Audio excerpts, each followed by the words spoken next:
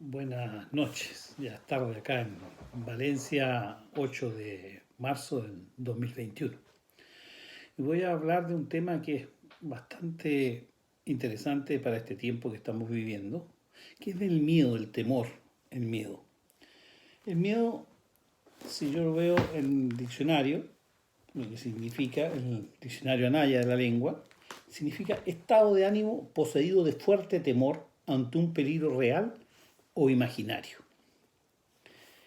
La Real Academia Española lo define también, tiene su definición y dice miedo, perturbación angustiosa del ánimo por un riesgo o daño real o imaginario. Recelo o aprensión a que uno tiene que le suceda una cosa contraria a lo que desea.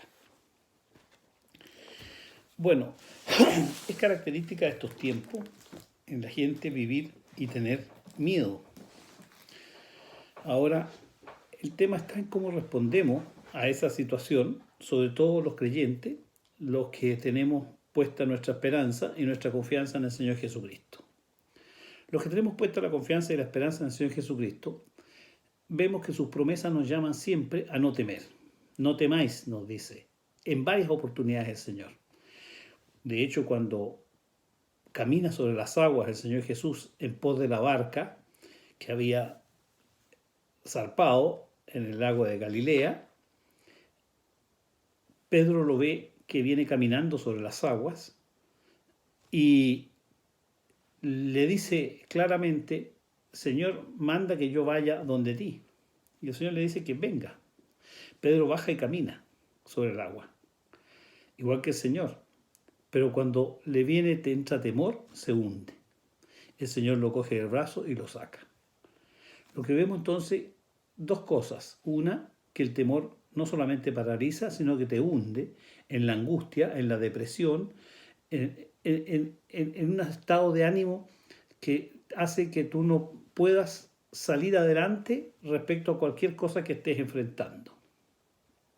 Bueno, normalmente los creyentes nos aferramos como pámpanos a la vid, aferramos, cierto, fuertemente a la palabra del Señor, a lo que el Señor Jesucristo nos dijo.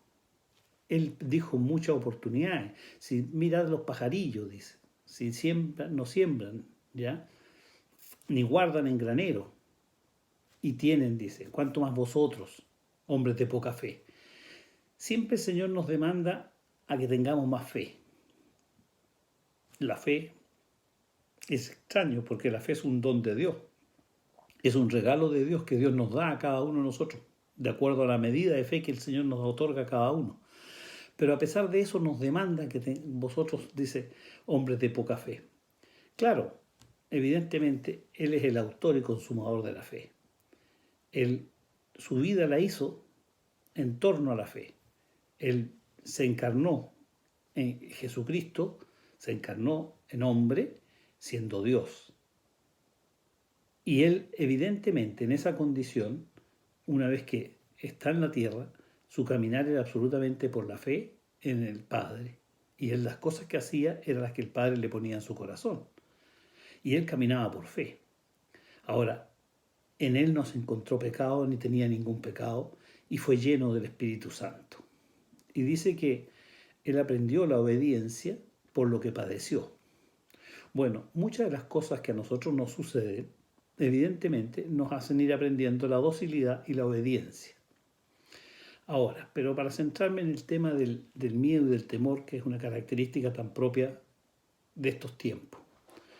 Primero tenemos que entender lo siguiente, que el temor lleva siempre alguna responsabilidad nuestra o falta nuestra en lo que estamos ejecutando o haciendo que hace que eso nos perturbe y nos dé miedo. El Señor dice, no os turbe vuestro corazón, ni tenga miedo. En la casa de mi Padre muchas moradas hay.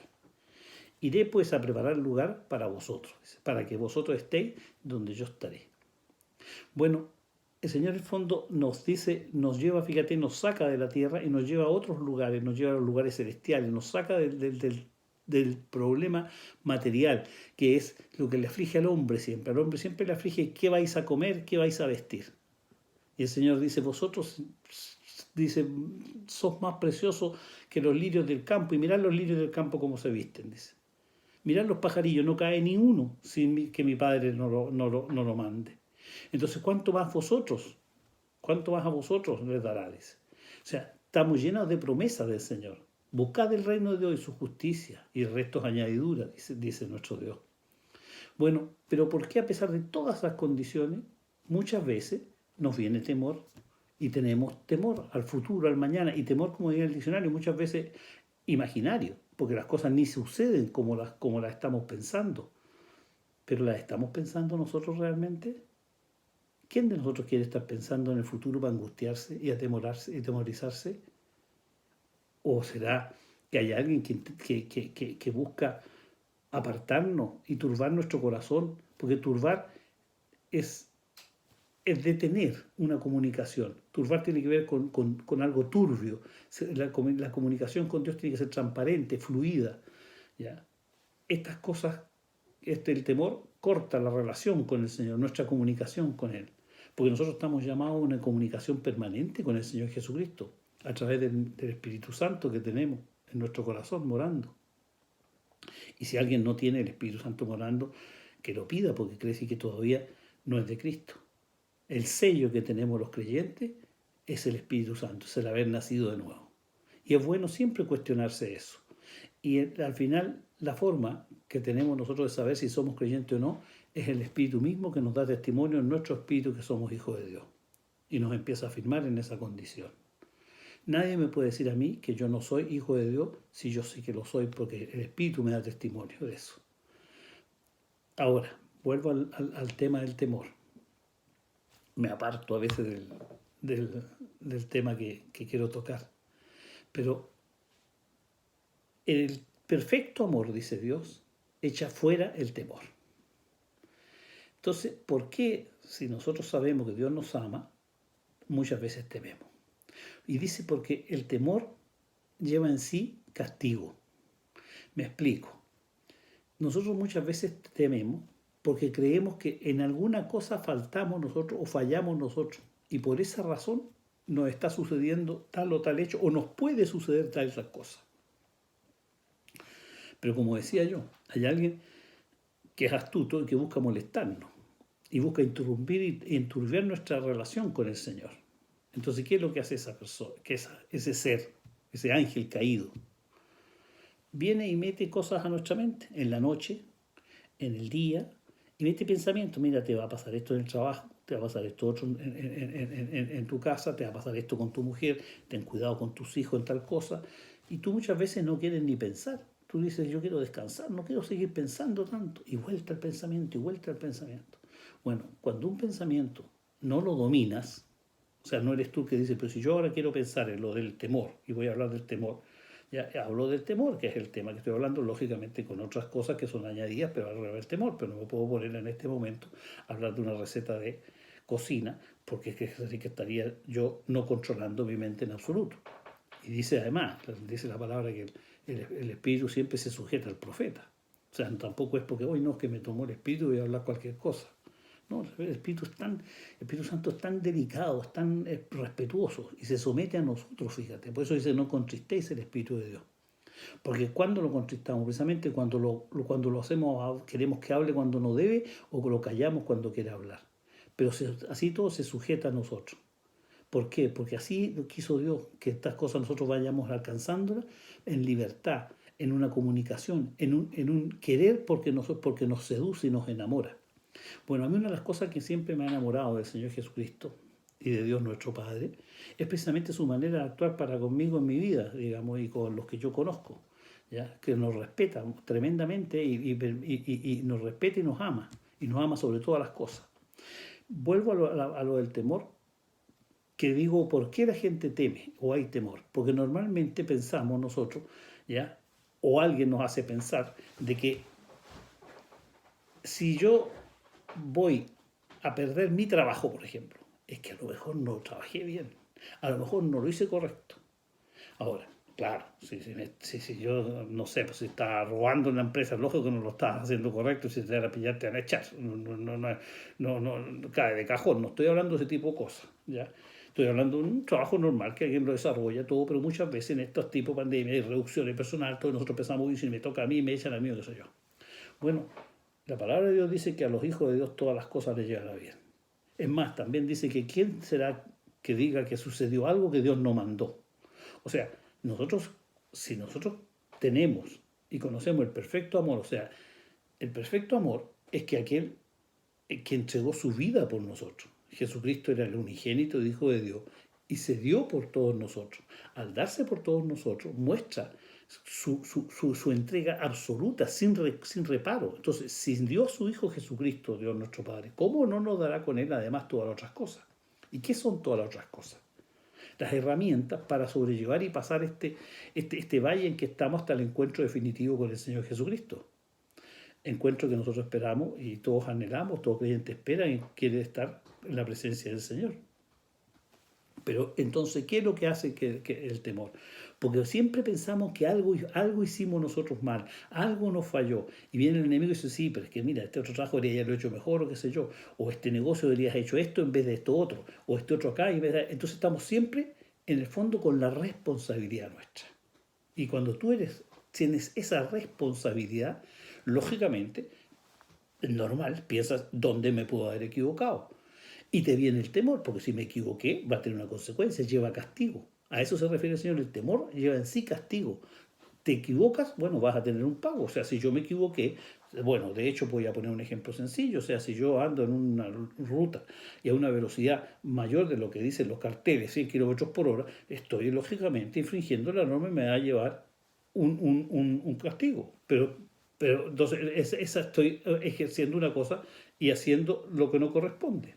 Bueno, nosotros los creyentes, lo primero que tenemos que reconocer y saber que somos pecadores, que no podemos por nosotros mismos hacer todas las cosas bien. Le podemos hacer empeño, todo lo que queráis, pero siempre vamos a fallar. La ley no puede salvarnos de ninguna situación, ni siquiera de respetar las leyes del tránsito. Porque en cualquier momento vas a fallar en una y ya te va a pillar el policía y aunque tú le digas, mira, que las cumplí todas las anteriores, vengo todo el día conduciendo y no he fallado ninguna, pero fallaste en esta y te va a pasar la multa. Por lo tanto, no sirve esa situación de decir, compro la ley. Ahora, pero voy a decir, pues entonces yo derrocho la ley. No, yo no derrocho la ley, pues es que la ley es buena. Si la ley me lleva, piensa tú un mundo sin ley, que lo existió, porque la ley vino con Moisés. Antes no había ley. Era la ley que tenía el hombre en su conciencia, pero no estaba la ley de Dios. ¿Ya? Pero resulta que si no hay, piensa tú en las ciudades, todo, si no hubieran leyes, normas, sería el caos, la anarquía. ¿Ya? El hombre no puede gobernarse si no tiene ley. La ley es buena y perfecta, pero no hay nadie fuera del Señor Jesucristo que la cumpla. Entonces, para yo no tener temor, ¿dónde tiene que estar mi confianza? Primero en la palabra de Dios, donde Él asegura. Pero por favor, si alguien busque la cantidad de promesas que Dios ha hecho a los creyentes, a los que le aman. Piensa tú, dice, nosotros somos más que vencedores por medio de aquel que nos amó, pero no por medio de nosotros, por medio de aquel que nos amó, que es Cristo Jesús, nuestro Señor. Somos más. Yo digo, ¿cómo puede ser alguien más que vencedor? Si hay una carrera, hay uno que es vencedor, y dice más que vencedor. Bueno, somos más que vencedores porque nosotros no hay forma de que perdamos. Porque aunque humanamente alguien puede decir, mira, lo echaron del trabajo, todo este hombre perdió, no va a ganar, porque va a ganar a Cristo. Porque lo que primero que hay que entender es que esta es una carrera y es una profesión. Y nosotros corremos en pos de Cristo, de encontrar el tesoro verdadero. ¿No dice el Señor que la fe es más preciosa que el oro? Bueno, el mundo corre por el oro.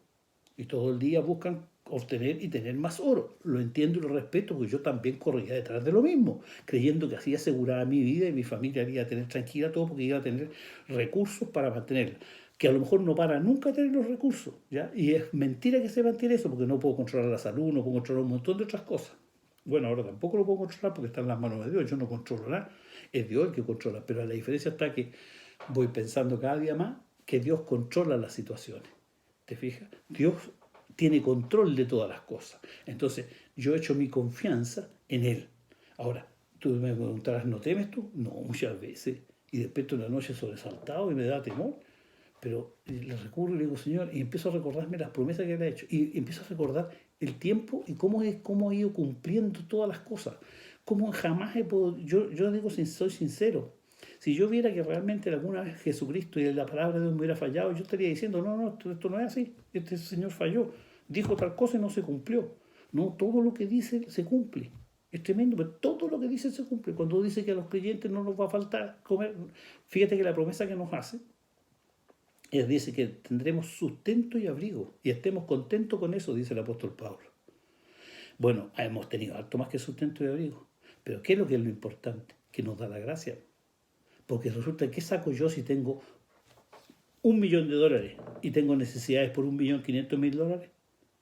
Voy a ser el hombre más triste que hay porque me falta dinero. Porque es un montón de dinero, pero me sigue faltando porque mis necesidades son mayores, porque pienso en grandes cosas, grandes negocios. Pero en cambio la gracia, puedo tener a lo mejor ya no $1.500.000, sino que puedo tener $100. Y Dios me da la gracia para estar con esos $100 contento porque no me pone más necesidades. Y cuando me pone una necesidad, me da el recurso. No es él aquel que dice que pone el querer y el hacer. Él te pone si me pone el deseo de comprarme una bicicleta porque Dios quiere que haga deporte, me va a poner el dinero. Y si no me lo pone es porque todavía no es la oportunidad. Si yo me pone el deseo de viajar y no me da el dinero, pero no es que el Señor va moviendo los corazones. Tenemos que confiar que Dios está haciendo una obra en nosotros. Él está haciendo la obra. Entonces, cuando los apóstoles le preguntan a Jesús, le preguntan, ¿qué es lo que tenemos que hacer? Se lo pregunta. Y el Señor le dice, esto es la obra, dice, que creáis en el que en que Dios ha enviado. O sea, es la fe. Es la fe la que por eso que el Señor habla tanto de que aumentemos la fe, dice todo. O sea, en el fondo, date cuenta de que la fe es la que te va a hacer alcanzar todas las promesas. Las promesas se alcanzan por fe, no se alcanzan por otra cosa, no se alcanzan por esfuerzo humano. No se alcanza por una situación especial. El otro día leía algo de Jacob y leía de Moisés también. Cuando Moisés sube al monte a recibir las tablas de la ley y el pueblo se desespera porque pasan muchos días y quiere y busca, fíjate, dioses y quiere hacer que le hagan, ahí hace el becerro de oro. Todos saben la historia. Bueno, hace el becerro de oro todo. Cuando baja Moisés, porque Dios le dice, baja porque tu pueblo está idolatrando a otros dioses. Bueno, cuando baja, ¿ya? Ve esa situación Moisés, ¿cierto? Bueno, hubo una tremenda situación que pasó ahí, que en otra oportunidad se puede comentar, pero dice que el pueblo en ese momento se regocijaba en la obra de sus manos, porque habían hecho ellos el becerro. Bueno, eso pasa con el temor. El temor en el fondo es porque creemos que tenemos nosotros el control y en algo fallamos.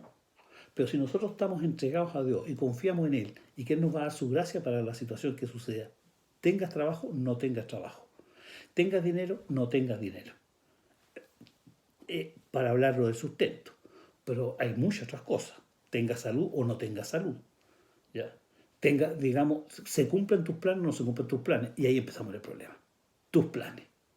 Si el problema es que los planes nuestros no pueden ser aparte de lo del Señor. El Señor lo que quiere es que nosotros digamos, se haga tu voluntad. Lo decimos con tanta naturalidad en el Padre Nuestro, que se haga tu voluntad, pero cuando nos viene la voluntad de Dios nos cuesta mucho. Pues yo digo, la única manera que no nos cueste es acudamos a la gracia de Dios. Acudamos al Señor Jesucristo a pedirle, dame tu gracia, porque es imposible que yo lo cumpla. Es imposible que usted cumpla las normas y las cosas que se exige un cristiano. Son mucho más difíciles que se lo exigía a los judíos. Y yo le digo, los judíos, como característica de pueblo, son harto capaces y harto buenos para cumplir cosas. Miren cómo desarrollaron Israel en un corto tiempo. ¿Ya? Y un pueblo realmente guerrero y fuerte y firme. ¿Ya? Pero resulta que pasaron más de 2000 años sin tierra y no desapareció del mapa. Ahí está, porque lógicamente Dios lo ha sostenido. Pero lo que quiero decir es lo siguiente, que si ellos, que tenían mucho más capacidad que nosotros, no pudieron cumplir la ley, y por eso vino el Señor, el Señor Jesús, ¿cierto? Bueno, ¿qué vamos a poder cumplir a nosotros? Entonces nosotros tenemos que acogernos a la gracia, a la sangre de Cristo, al sacrificio que hizo Jesús por nosotros, a tener el entendimiento de que por un hombre caímos, pero por otro hombre que es Jesucristo, somos salvados. Es el Señor el que nos rescata. Él es el que viene a nuestro corazón y nos liberta de todas las cosas y de todas las cadenas. Y hace entonces, una vez que nos libertó, vamos a volver de nuevo a hacerle empeño a nosotros como estábamos antes cuando no conocíamos al Señor. No, Él nos llama a una situación distinta, nos llama a creerle y a caminar en paz y en reposo. a darnos cuenta cuando es el enemigo que nos ataca. Porque el enemigo lógicamente nos ataca, pero ojo, pero nos ataca siempre, ¿ya? En las debilidades que tenemos, pero nos lleva bien. Fíjate que es tremendo que es lo que estoy diciendo, pero es cierto, para que no tengamos temor en nosotros, ni siquiera eso, porque nunca te va a tocar más allá de lo que Dios le permita.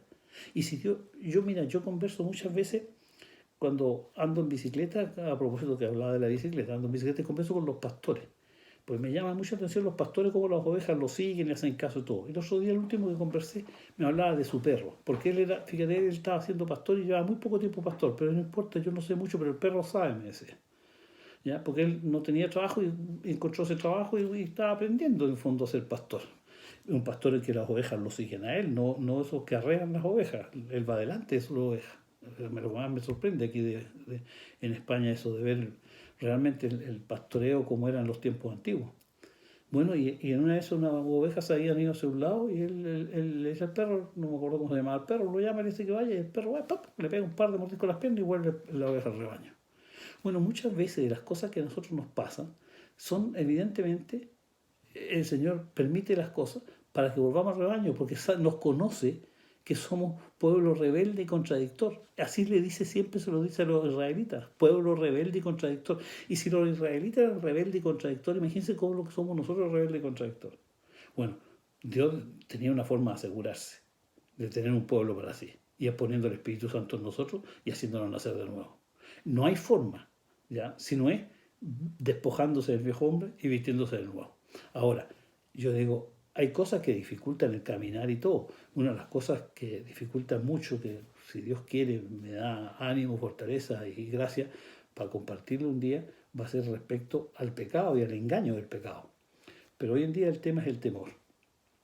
Más en esta época que estamos viviendo la pandemia y la gente tiene temor y tiene temor de perder su vida. Y el Señor dice que el que pierda su vida la gana. Entonces, ¿cómo vamos a tener el temor de perder la vida? Lo que pasa es que valorizamos las cosas equivocadamente, valorizamos la vida terrenal, pero si vosotros, dice, estáis muertos antes y ahora eres considerados vivos entre los muertos. Entonces, cuando nosotros valorizamos esta vida, queremos caminar como los muertos. Son gente animada, pero en el fondo viven hasta los 80, 90, 100, que vivirá mucho uno y se acabó, los más fuertes, los más robustos, pero no vivirán. Y la vida es así de rápido, o sea, da lo mismo vivir 20, 30, 40, pues se pasa rapidito. Y yo digo, ¿y eso queremos durar? ¿Afirmarnos para eso? ¿Y ese es el temor nuestro también? Porque muchas veces el temor viene eso, por perder la vida. Pero si nosotros ya tenemos la vida eterna, es más, nosotros los creyentes ya resucitamos. Si está dispuesto que los hombres mueran una vez y después el juicio. ¿Y qué creyente hay que no le venga un juicio a su corazón respecto a lo que ha vivido en el día, en el año, en los meses? Y que el Espíritu Santo te diga y te muestre quién eres. Y no, no te muestra que eres superhombre, no te muestra que eres infalible. No, te muestra que eres falible, te muestra que te equivocas, te muestra que pecas. ¿Ya? ¿Para qué? Para que te despojes de ese viejo hombre y te revistas de nuevo. Entonces ahí ves tú, esa es la participación nuestra. La participación nuestra está en el fondo. Cuando Dios, en su misericordia, porque es la misericordia de Dios la que hace que nos muestre las cosas, dice, porque está dispuesto que los hombres mueran una sola vez y después del juicio, por tanto, todos aquellos que estamos siendo juzgados, porque el juicio empieza por la casa de Dios, los que estamos siendo juzgados permanentemente por el Espíritu Santo, evidentemente vamos caminando en despojar ese viejo hombre y revestirnos del nuevo. Pero porque Dios va haciendo esa obra en nosotros y de acuerdo a lo que Él sabe a cada uno, porque a eso se trata la cruz. Porque cuando dice camina, toma tu cruz cada día y sígueme, significa precisamente eso. Significa retrotraernos al año cuando el Señor Jesucristo muere en la cruz. Nos dice la palabra que juntamente con Él todos morimos y juntamente con Él resucitamos. Búsquenlo si quieren en Romano, creo que el capítulo 7 u 8 habla perfectamente de ese tema. Entonces, ¿de qué está hablando el Señor ahí? Hablando de que nosotros ahí juntamente con Él morimos y resucitamos, entonces ya estamos en una nueva vida. Nosotros ya nos vamos a ser transformados un día. ¿Ya? Por eso que se habla que los creyentes duermen en Cristo, o los que esperamos su venida vamos a ser transformados. ¿Ya? Pero esa es la realidad nuestra, ese es el caminar nuestro.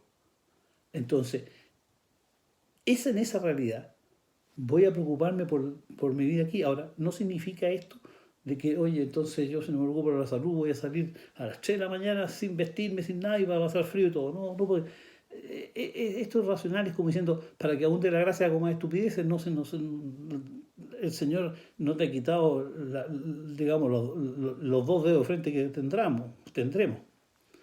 Pero evidentemente lo que nos llama a decir es que entreguemos nuestra vida primero que nada. Porque dice que el que se niega a sí mismo, ¿y qué es lo que es la vida? No es solamente la vida física, ¿ya? Es la vida, digamos, son a tus ilusiones, tus afectos, todas esas cosas que son muy humanas, muy entendibles, pero Dios quiere que se las entreguemos a Él para que lo que permanezca y perdure es el amor de Dios.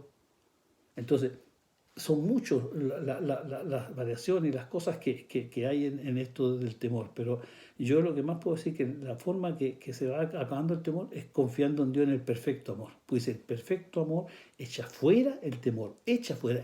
O sea, es porque tienes tal confianza en que Dios te ama, porque dio a su Hijo y todo, y no es por eso solamente.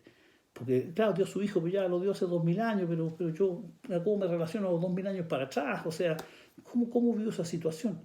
Pero resulta que es porque lo que ha hecho contigo, porque tú eres el testimonio, porque tú testimonias. Cuando dice, me seréis testigos, es yo tengo que testimoniar de lo que Dios ha hecho en mi vida. Y en mí por lo menos ha hecho que el temor vaya quedando cada vez más fuera. Yo no me voy a enorgullecer nunca y decir, no, yo no tengo ningún temor, yo soy un valiente, porque es mentira. Porque no soy ni valiente ni nada de eso. Yo confío que Dios me da la gracia. Y si me revisto de valentía, es la valentía que pone el Señor. Fíjense ustedes cómo me ha servido de ejemplo siempre para esto del temor el primer mártir, Esteban, un hombre que lo están apedreando, ¿ya? Está perdiendo la vida real ahí y con dolor, porque la muerte por lapidación es dolorosísima, porque es de a poco, porque se tiran piedras de cierto tamaño, no es que le den con una roca una sola vez en la cabeza y se la revientan. Bueno, esa situación, y él cómo veía, dice que veía los cielos abiertos y a Jesús sentado a la diestra de Dios, ¿ya? Y la gracia era tal que él estaba contento. Entonces yo digo, ante los golpes, ante el sufrimiento, la gracia es lo que necesitamos nosotros. Por eso vino Cristo, porque si no es posible, porque Él lo vino a hacer por lo que nosotros no podíamos hacer. ¿Y qué hizo para repartir su gracia? Nos repartió su vida. Y su vida es llena de gracia, porque la gracia, dice la ley vino por Moisés, pues la gracia vino por Jesucristo. La gracia y la fe vino por Jesucristo. Entonces yo le pido al Señor que nos llene más de fe, que nos dé fe. ¿A quién se la vamos a reclamar cuando Él dice, hombre de poca fe? Bueno, Señor, si tú no me das fe, ¿de dónde la saco? Pero la fe se gana, porque la fe tiene que ver con la confianza en alguien. Yo tengo confianza en Dios, pero ¿cómo voy teniendo confianza? En la medida que voy trabajando con Dios y Dios me va cumpliendo sus cosas y digo, mira, cuando Dios dice, por decirte yo, cuando un amigo te dice, juntémonos las dos en tal parte y llega a las 3, tú ya no le tenés confianza por lo menos en el horario. Y después así en otras cosas y así, o ganas confianza si el hombre es cumplidor. Pero el hombre siempre en algún momento falla. Pero cuando te relacionas con alguien que no falla nunca, que siempre lo que dice es tal cual, o sea, que se acerca perfectamente a la palabra de Dios, que ni una tilde, como dice él, ni una tilde será cambiada de la escritura. Entonces tú dices, bueno, es para confiar. Si esto de la fe es un culto racional, no es de tonto, no es porque tengo que confiar porque me dijeron que es Dios y tengo que confiar en él nomás. No, no, no. A Dios yo le digo, no, Señor, yo te pido tal cosa y no cosas para mi deleite, porque como dice el Señor, pedís y pedís mal para vuestros deleites. Entonces, claro, si pedís para tus deleites no se da, bueno, estás pidiendo para las cosas perecederas. Nosotros tenemos que pedir para las cosas eternas. Nosotros estamos para la eternidad. Entonces, vivamos conforme a esa situación. Y el resto va a ser añadidura. Y esté o no esté, da lo mismo porque te dan la gracia. Si qué importa que yo te digo, si no, por decirte yo, si quiero comprarme una bicicleta, si no tengo la bicicleta, bueno, me dará la gracia para correr, pues me dará la gracia para andar, para remar, qué sé yo, o no me dará gracia para hacer ningún deporte, ninguna cosa, si fuera ese el caso. Pero eso no importa, la gracia es una situación de un estado de plenitud en Dios que te permite estar bien independientemente de la situación externa. Y eso le pasaba a Esteban. Entonces estaba lleno de gracia y eso le pasaba al Señor. Por eso que puede decir que estemos siempre gozosos y no sería imposible. Porque podemos vivir muchas cosas difíciles que para alguien de afuera diría, chuta, Esteban lo que está viviendo, lo apedrearon, está jodido el caballero. Y él estaba bien. porque estaba lleno de la gracia de Dios, dice. Entonces, eso es el tema importante en esto. Entonces, lo del temor pasa por eso, por ir teniendo una experiencia con el Señor. Tenemos que tener un Cristo vivo que realmente hay una relación con Él y vamos viendo que Él cumple sus promesas, sus cosas, y tú las incumples. Y Él te sigue queriendo. Y tú las incumples. Y Él te sigue queriendo. Entonces tú dices, realmente me ama. Y me ama. Y tú lo amas. Pero claro que lo amas. Yo amo al Señor. Pero lo que más amo en la vida. Pero lo amo, ¿sabes tú? Y me doy cuenta por qué. Y a veces me entristece, pero es normal. Yo lo amo porque Él me amó primero en el sentido de que, porque es muy re bueno. Porque ¿cómo no lo llamar si es perfecto? Si me ama y me quiere siendo todos mis defectos y me quiere igual, ¿cómo no lo llaman? Es que estoy enamorado, no puedo decir otra cosa. Yo vivo por el amor de Dios, por la gracia de Dios. Entonces, esa es la realidad. Entonces, lógicamente, eso aumenta la fe. Y ese es un caminar. Y en eso estamos nosotros los creyentes. Entonces, vamos viviendo nuestras experiencias, son las que van haciendo. Una vez el Señor me dijo tan claro que el de compartir, predique la palabra cumplidamente. Con cosas que uno las ha vivido, las ha cumplido, que se han ido haciendo vida en uno. ¿Ya? Porque claro, es cierto, me sirven los ejemplos del apóstol Pablo, Timoteo, Pedro, Santiago, Juan. Gracias, Señor, por la escritura, todo. Pero el Señor dice, ya, pues, pero estamos en este tiempo, estamos en el 2021. ¿Qué pasa ahora? ¿Qué pasa con los creyentes de hoy? ¿Ya? En el que están. Entonces, bueno, en lo que estamos con la gracia de Dios, es confiando en que Dios va a ir haciendo cada uno la obra que haya, porque a los que Dios va a llamar, los va a llamar. Y el Señor va a añadir a su iglesia los que van a hacer todo. Él le añade. Él coloca. Nosotros, mira, bueno, son tantas cosas, yo creo que de Jesucristo y de nuestro Señor podría estar hablando la noche entera, ¿ya? Y porque me encanta, porque es lo que más me gusta, pero evidentemente quería centrarme en este tema del temor y del tiempo que estamos viviendo, de invitar a la gente a decirle, oye, no, ¿cómo vas a tener temor a perder la vida si resulta que tenéis vida eterna? Si es que te van a transformar, vaya a quedar mejor, vaya a tener un cuerpo que no se envejece, como yo ya estoy más viejito, más antiguo, más arrugado, con más dolor en las articulaciones, y vaya a quedar como nuevo. Entonces, ¿de qué estáis hablando? ¿De qué ves en este mundo? Y si Dios hace las cosas, las va a hacer perfectas en el momento justo y oportuno. Así que yo los invito a todos, ¿ya? A los que escuchen o vean este video, ¿ya? A echar fuera todo temor en la palabra del Señor, confiando en su palabra y pidiéndole, Señor, muéstranos cada día que tú estás con nosotros y que tú vas cumpliendo tu palabra con nosotros, que se cumple todas las cosas. Y si nos haces vivir experiencias son para que tengamos después más certeza de quién eres tú, de quién es el Señor. Me acuerdo una palabra, me gusta tanto cuando Jacob le dice, porque lo volví a leer de nuevo recién y lo entendí más todavía cuando hablan del Dios de Abraham, de Isaac y de Jacob. Y Jacob cuando se va ya porque le había sacado la bendición de la primogenitura a su hermano Esaú y se va de Labán, a otra tierra de donde el hermano de su mamá, de Rebeca. Entonces cuando va allá en camino, se le aparece, él habla con Dios y Dios le dice, bueno, le dice Jacob, tú serás mi Dios, le dice, y le dice así, tú serás mi Dios si tú me cuidas en este viaje, me das de vestir y de comer y permites el regreso al Padre, a mi Padre, entonces tú serás mi Dios. Uno lo veo como, se veía al principio como potente, eso está diciendo uno de partido, entonces yo te elijo como mi Dios.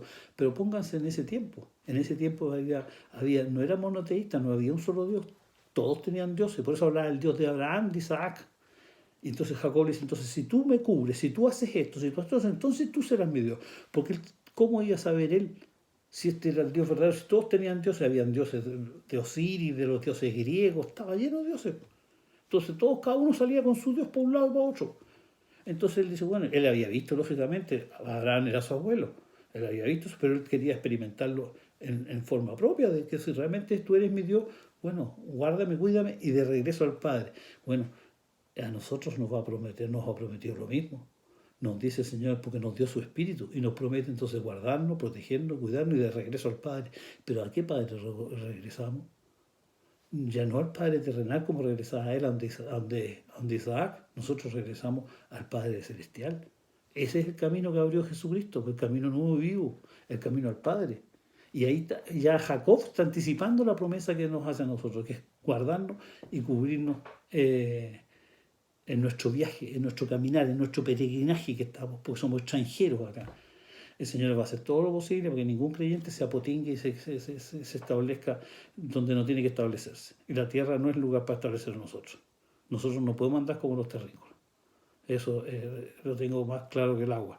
Porque ahí Dios me corrige siempre al tiro. No, no, no. Nosotros somos celestiales. Nosotros somos una nueva creación. Parecemos humanos, todo humanos, pero somos divinos. Esa es la realidad y esa es la verdad. Bueno, en el nombre del Señor Jesucristo les doy las buenas noches. Hasta luego.